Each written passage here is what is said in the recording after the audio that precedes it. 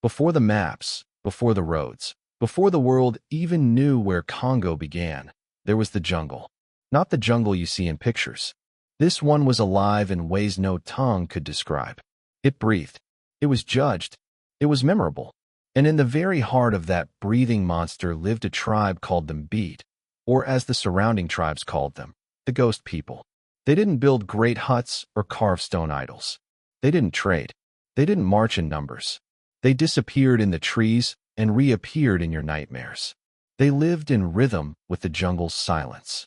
And they protected a land no outsider dared to step on, the Ashlands. That land, soaked in the remains of 1,000 buried bones, was the soul of the Beat. It was where they burned the bodies of their dead in sacred fire, whispering the names of each ancestor to the trees, to the wind, to the red soil. It was also where no foreign foot had stepped for 300 years, until Bondo came. The warning the sun hadn't risen yet when the runners arrived. 2 boys from the east scouting path, their feet torn and muddy, their eyes wide with panic. One fell to his knees before the flame tree, the oldest burning tree in the Beat village where no member had ever died out. "They've crossed the river," he said, voice broken by fear. "They're cutting the sacred trees. They have iron." Iron. The word itself carried weight. The Beat had never used metal. They trusted bone, obsidian, stone, and fire. But now, iron walked on their land, carried by men who didn't believe in spirits, only power. These invaders were the Bondo, a vast tribe from the north who had grown greedy, wild with conquest after taking 7 other villages. They wore red clay masks. They danced into battle. They built wooden altars for foreign gods brought by slave traders. And they believed the Beat were finished. They were wrong. Chief Ikalu, tall and silent, with skin dark as the jungle earth and eyes the color of dried blood, stood before his people. He didn't shout.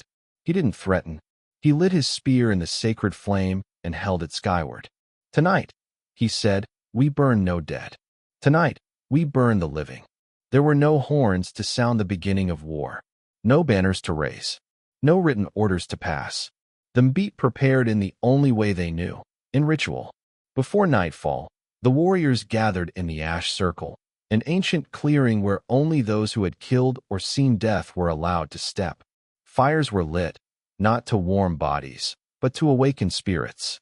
Elders ground red clay, crushed bone fragments, and the blackened bark of the malongo tree into a thick paste. Each warrior stripped naked, then stepped forward as the mixture was smeared across his chest, arms, face. This was not decoration. This was ancestral armor. One by one, they whispered the names of their ancestors. Not for blessing, but for witness. If they died tonight, their names would not echo alone. They would be heard by the dead. Young warriors like Como, Chief Ikalu's son, stood trembling before the elder Nzolo, keeper of the bone book. He held a staff carved with the faces of warriors long gone, faces no longer remembered by the outside world. Nzolo looked into Como's eyes. "You are not a child anymore," he said. "Not because you fight, but because you understand what must be lost." Como said nothing. Nzolo drew a jagged stone across Como's chest, a shallow cut, and rubbed ash into the wound. Pain flared through the boy's body, but he did not flinch.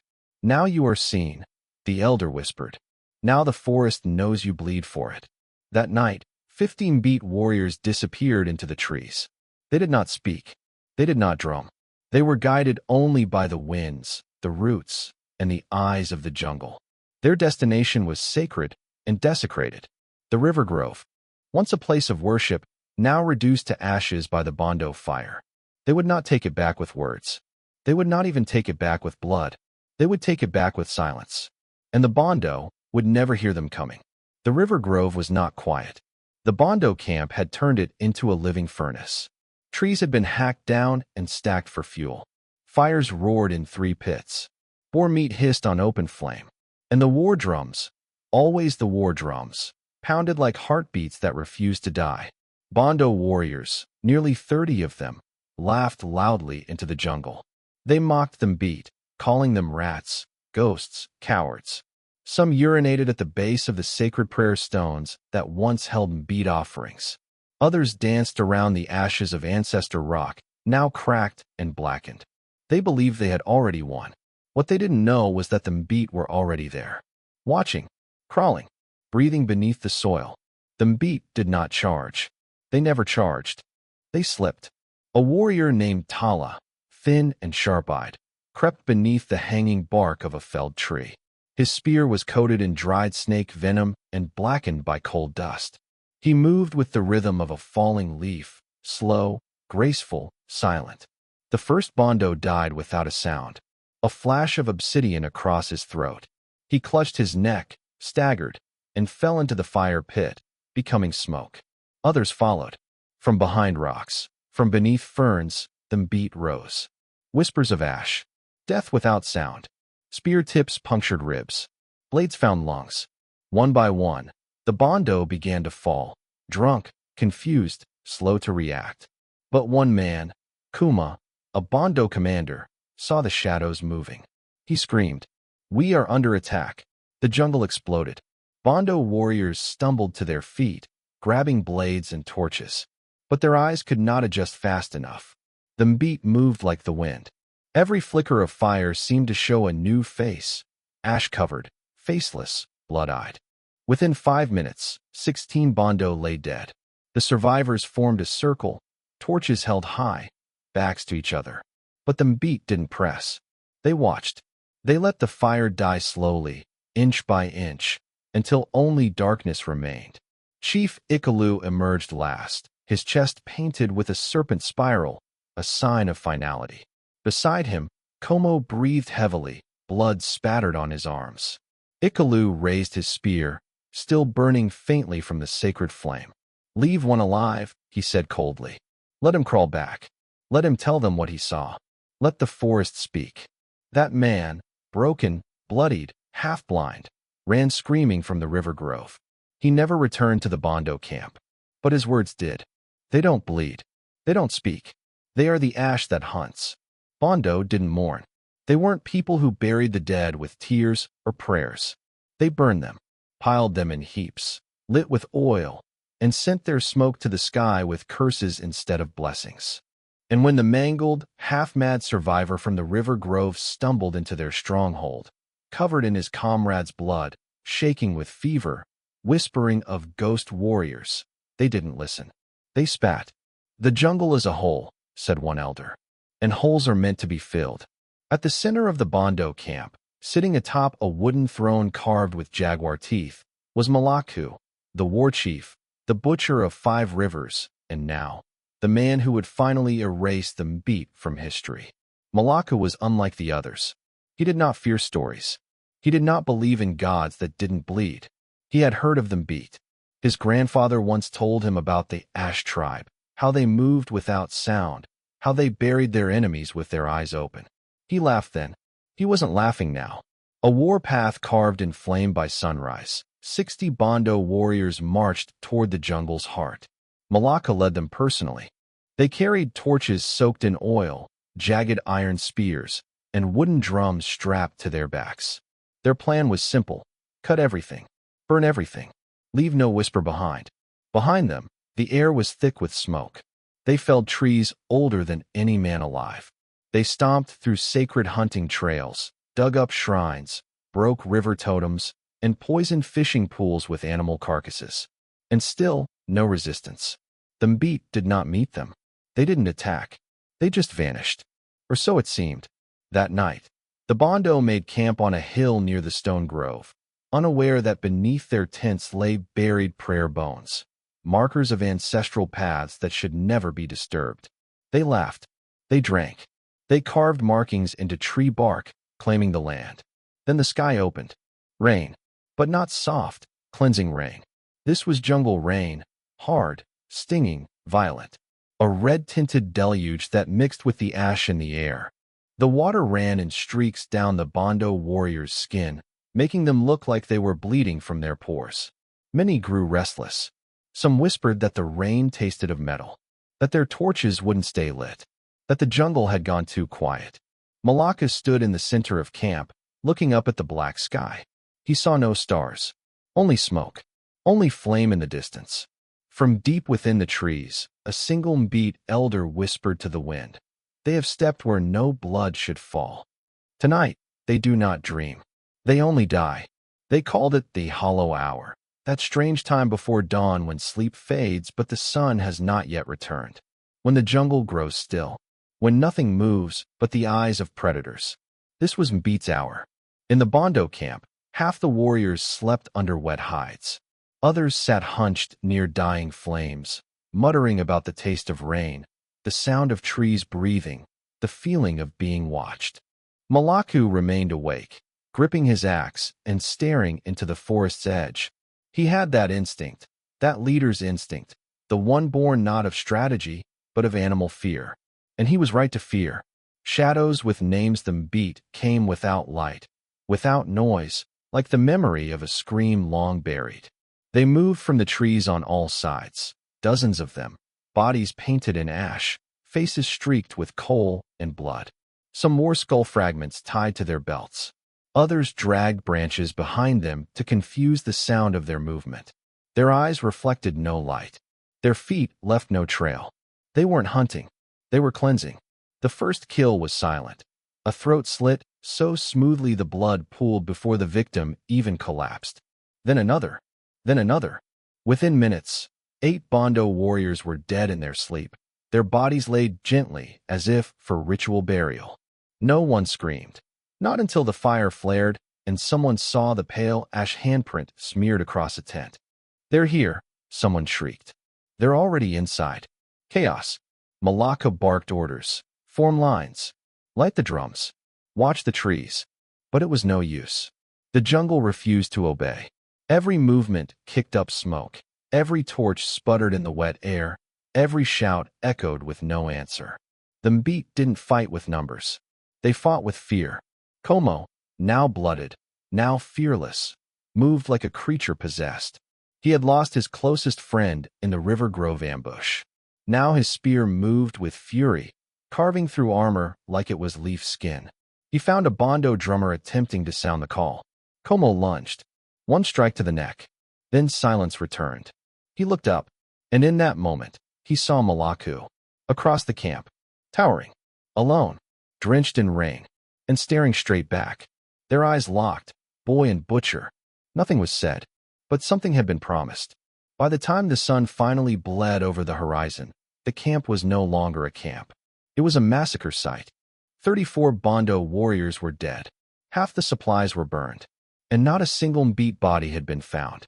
Only footprints in ash, and spears stuck in the soil, all of them blackened at the tip, burned in sacred fire. "We are not fighting men," one Bondo scout whispered. "We are fighting the dead." Malaku had lost men before. He had lost battles, burned villages, buried friends. But he had never lost control. Now, as the smoke of his shattered camp curled into the trees and 34 of his warriors lay cold and stiff beside rain-choked embers, Malaku stood still, his face unreadable, his fists clenched so tight they bled. He didn't cry. He didn't scream. He just said 3 words. "We burn everything." The forbidden push by noon. His remaining men, just over 24, marched with torches lit and faces smeared in red clay and the blood of their own fallen. They no longer moved with the arrogance of conquerors. Now they moved with desperation. They were afraid, but fear had become a fuel more potent than courage. The jungle narrowed as they pushed further south. Thicker vines, twisted roots. The trees grew darker, taller, and curved inward like hands trying to protect what lay within. Their destination was the Heart Path, a sacred trail the Mbit had kept hidden for centuries. It led into the ashlands, a black stretch of jungle where the ashes of their dead were scattered like wind-borne dust. No one stepped there, not even the Mbit unless the spirits permitted it. But Malaka didn't care. He would set fire to the gods themselves if it meant revenge. The warning beneath the soil they found it at dusk, the start of the trail marked by a half-buried skull, crowned in feathers, facing away from the path. Bondo warriors hesitated. One asked, "Should we turn back?" Malaka said nothing. He simply kicked the skull aside. And the wind, heavy, wet, and sharp with the scent of rot, blew through the trees like a hiss. Some say they saw shadows shift behind the trunks. Others say they heard laughter in the leaves. But they went forward. That night, the fire they lit would not burn. The wood hissed. The flames flickered and died. Smoke twisted upward in strange patterns, like hands or teeth or eyes. Men couldn't sleep. One woke screaming that something had crawled inside his ear. Another claimed he saw his mother, long dead, peering at him from the forest's edge. And Malaku, for all his defiance, could no longer ignore it. The jungle had changed. It wasn't just fighting back. It was judging them. The desecration still, they pressed on.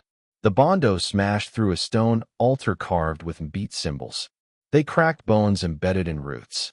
They spilled sacred water stored in gourds beneath tree hollows. They mocked the rites.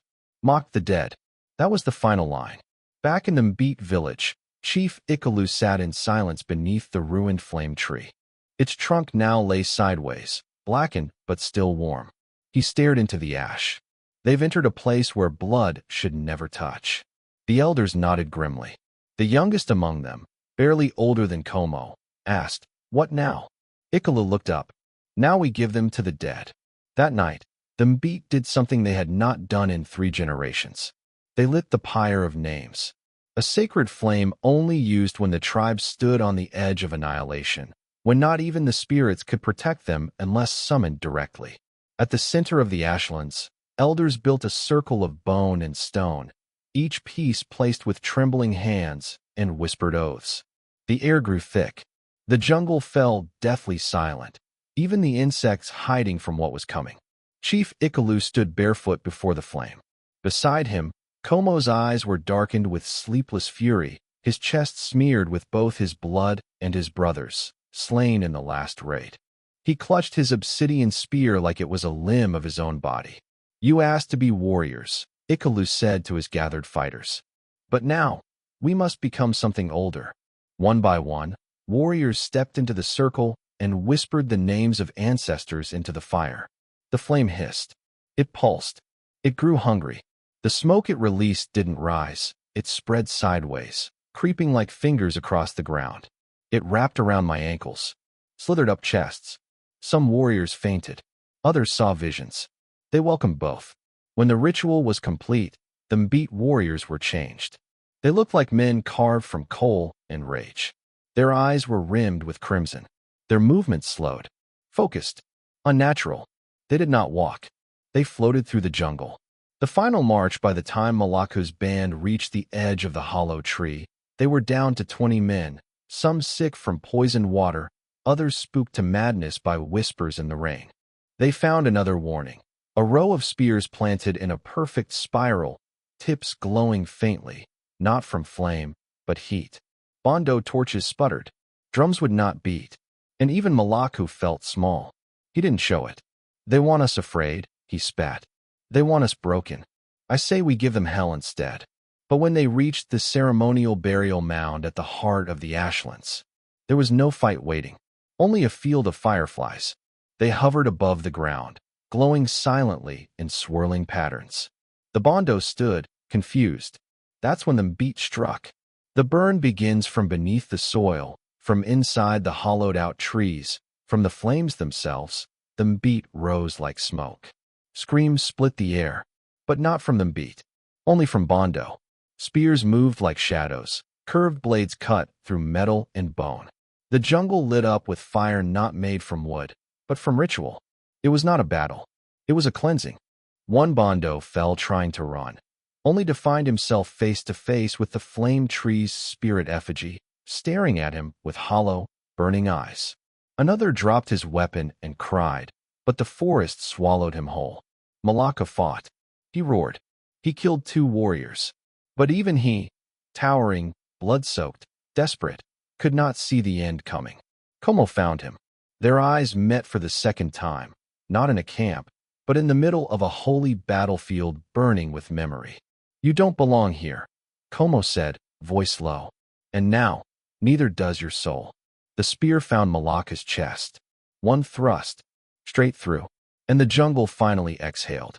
When the final spear fell and the screams died with the wind, the jungle stood in stillness. not peace, but a sacred hush, the kind that followed when the world had seen too much. Smoke curled between the trees like exhausted breath. Blood soaked into the roots. And in the center of the ashlands, a young warrior stood alone beside the corpse of a man who called himself a god. Como stared down at Malaka's body. The massive frame, the twisted face, the weight of 100 sins finally resting in silence. And yet, there was no joy, no satisfaction, only the understanding that something deep had changed in him. He hadn't just killed a man. He had ended an era. The burial of Fire Them Beat did not cheer. They did not sing.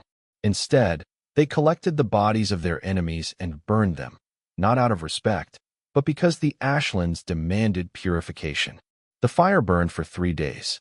On the third night, the elder Nzolo called the warriors to the flame tree's remains. There, Como knelt. His father, Chief Ikalu, placed a clay bowl in front of him, filled with a mixture of ash, crushed charcoal, and a single drop of Como's blood. "You are no longer my son," Ikalu said softly. "You are in the jungle now." Como dipped his fingers into the bowl and smeared it across his face. He had no name anymore, only a role, warden of the Ghost Road, a land that remembers years past. The jungle healed, not quickly, not completely, but enough. Vines grew where blood had once flowed. The flame tree birthed new shoots. Children were born who never knew the scent of war. But the Mbit did not forget. Every year, on the day the fire first rose, they walked barefoot into the ashlands and placed a single black stone beneath the soil, one for every Mbit soul lost, and one for every enemy burned. There were many stones. Too many. But that's what memory costs. The last whisper the old now say, if you walk too deep into the Mbit forest after dark, you will see lights, flickering, swaying, dancing through the trees. They are not fireflies. They are not stars. They are the spears that still burn. They are the ghosts who still guard. And if you listen closely, beyond the chirps and the rustle of leaves, you will hear a voice, soft, ancient, low like wind across bone. This land remembers. This land never forgets. This land belongs to the dead. Long after the jungle returned to green, when vines covered the bones of war and silence ruled the canopy once again, the Mbit elders gathered for one final rite, not of battle, but of remembrance. The war was over, but the dead had not yet spoken their last. Como's trial of silence to become the full warden of the Ghost Road. Como had to walk the path of silence, a journey through the 7 sacred sites where Mbit ancestors once made blood pacts with the forest. He went alone, barefoot, no weapon, no food, no voice. For 7 days, he walked. At the first sight, the river bent unnaturally, curling around the remains of a sacred skull. Como dipped his hands into the water and tasted salt, though no sea was near. At the third sight, he heard drums that had no source. They beat from inside the trees. He pressed his ear to a trunk and heard names whispered in dead languages. At the 5th sight, he wept. He saw the broken bone charm of his brother, taken in the first raid. The spirits did not mock him. They let him cry. By the 7th sight, Como collapsed beside the roots of a twisted tree blackened by age and lightning. That night, the sky opened with fire. Lightning struck the soil inches from his face. And then silence, but not emptiness. Presence. He woke with the mark of ash burned into his left palm, a sign from the ancestors. Not all men are born warriors. Some are chosen by the land. The blood pact of the living back in the village. Chief Ikalu stood before the people. He had grown thin, slow, quiet. When Como returned, the chief touched his son's shoulder and whispered, "You came back, but something didn't." Como said nothing. The elders prepared one last ritual, a blood pact between the living and the dead to ensure the Mbit would never forget what it cost to survive. They gathered in a circle of fire. Each elder cut their palm, letting blood drip into the flames. Each warrior followed. When Como stepped forward, the fire flared white. Elder Nzolo spoke. "The land is watching. The land is listening. If we forget, it will burn again." The ashes were gathered and sealed in clay urns. Each urn was buried deep in the jungle with a wooden spear placed above it. No names, no markers, Only memory. After the flame in the years that followed, the Mbit did not grow in number. They did not expand. They simply endured. Outsiders feared the jungle. Even other tribes would not pass near the ashlands. But sometimes on the wind came the faint smell of smoke. Not burning trees, burning spears. And those who dared to walk too close swore they saw figures made of ash and bone, standing between the vines, watching, guarding, waiting. Time moved strangely in the jungle. The world outside the Mbit lands had changed. The fires of colonialism were spreading across the continent, with maps, with guns, with flags, and with names that didn't belong to the soil. Europeans came. White-skinned men with strange hats, shiny boots, and glassy eyes. They arrived with soldiers, Christian priests, and crates full of tools no tribes had ever seen. They spoke of civilization. They offered mirrors and trinkets. They demanded obedience. The Mbit offered them a single drumbeat, and then vanished. The company that disappeared, a Belgian expedition, 12 armed men, 2 missionaries, and a native translator, entered the jungle to investigate local hostels after reports of missing caravans. They laughed at the stories of ghost tribes and burning spears. They carried rifles.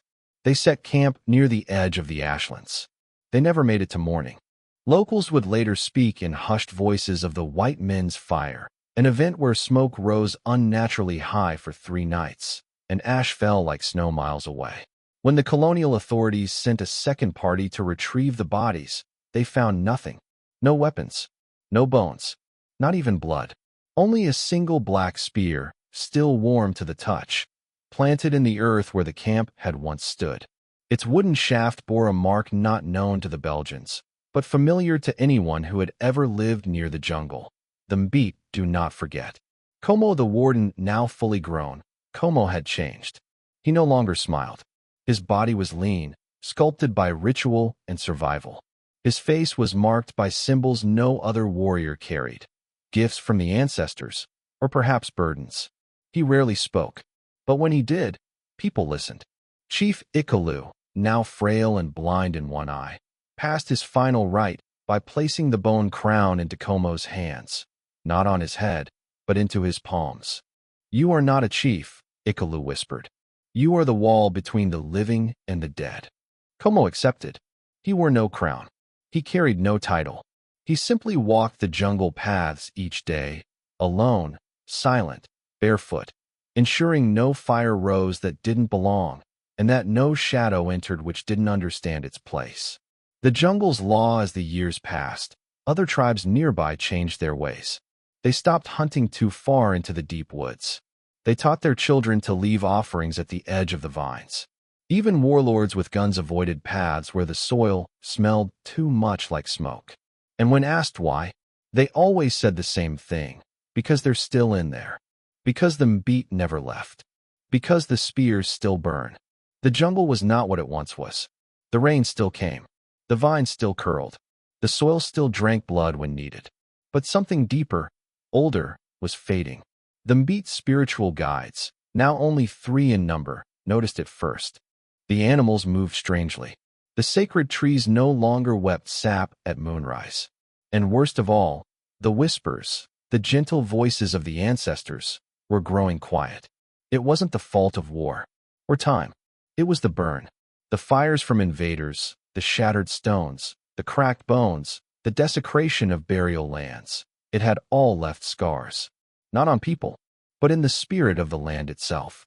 The call in the night one night, Como woke from a sleep he never meant to take. He had laid beneath the flame tree's new shoot, a young sapling growing where the sacred fire once lived. He wasn't dreaming, yet he heard a sound. Not a word, not a whisper, a hollow weeping. He followed it, through black vines, across silent roots, deeper than even he had ever walked. There, at the center of a forgotten glade, he saw it. A creature, or maybe a god, hunched low beside a shallow pool. Its body was made of mist and wood ash, its limbs shaped like branches, its face hidden by a veil of broken bark. It was weeping without eyes. Como stepped forward but made no sound. The creature raised its head slowly. "Do you know my name?" it asked, voice like cracking bone. "I have forgotten it." Como felt something ancient in his chest, not fear, but grief. This was a jungle spirit, an avatar of balance, once worshipped in the time before names. And now it was dying, not from age, but from neglect, from too much blood spilled on unworthy ground, from memory lost by its own children. A warrior's oath. Como knelt. He reached into the earth and pulled free a fist of black soil, the kind only found beneath ancestor trees. He placed it at the spirit's feet. "You are the name," he said. "You are the flame. You are the breath of every spear ever thrown." The spirit shivered. Its fingers, made of fog and bone, reached out and touched Como's forehead. And for a moment, Como saw everything. The first beat, the forest before language, the original fire, the wars that were never written, the burial of gods under stone, the night his mother died, not in violence, but in silence, holding his hand beneath a tree that still remembers. When he opened his eyes, the spirit was gone. Only a ring of red flowers remained. And in his mind, he now carried its name. Legacy of the Flame. Como returned to the village the next day, changed again. He did not speak of what he saw.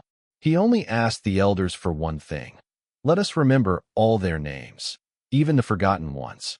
From that day, the Mbit began the rite of eternal fire, a quiet ritual where once a season, every soul in the village carved a single word into bark, a name, a memory, a grief.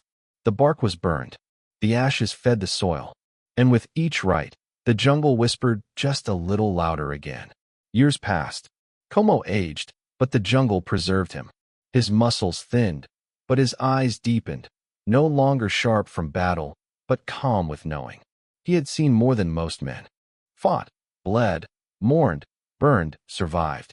And now, he lived to protect memory, not just the land. He became a figure of shadow and myth. Children spoke of the Ash Man, who walked between the trees barefoot, marking the soil with sacred salt. Tribes nearby left offerings again. Even colonials, traders, and scavengers avoided the Mbit lands. Too many had gone missing. And though nobody was ever returned, Ash always was. Ikalu's final breath on the morning of a soft rain, Chief Ikalu, Como's father, exhaled his final breath beneath the young flame tree. He was not afraid. He died with his palm against Como's chest, whispering, "You made the ghosts remember." They did not bury him. They returned him to the fire. The flame burned blue that night, and when the embers cooled, Como placed them in a stone bowl and set it deep within a cave known only to the warden. No words, no song, just silence. A new beginning under Como's guidance. The Mbit chose not to grow, not in number, not in territory, not in pride. Instead, they became keepers of language, of plants, of spirits, of silence. New warriors were not taught to kill first, but to listen, to the trees, to bones, to winds that speak only once. Girls began to lead fire rituals. Boys tended ancestor groves, and all were taught the same truth. The jungle is not yours. You belong to it. The last night of Como. One night, Como walked into the heart of the ashlands alone, carrying nothing but a wooden flute and a handful of red stones. He lit a circle of small fires. Each flame flickered in rhythm with the other. He sat, played a tune no one else knew, and waited. The jungle grew still. Then, they came. Figures made of smoke and memory. Faces familiar yet ancient. The spirits of the warriors, of Ikalu, of even Malaku, now hollow, silent, forgiven by time. They sat beside Como, not to speak, to witness. And when dawn touched the trees, his fire flickered one last time. And Como became ash. Eternal flame. They never found his body. Only the flute. Only the stones. Only the soft scent of smoke, lingering for days. The Mbit carved no grave. They placed no marker. Only a whisper passed from elder to child. When the forest bleeds again, he will return. Because the spears never forget. Because Como never left.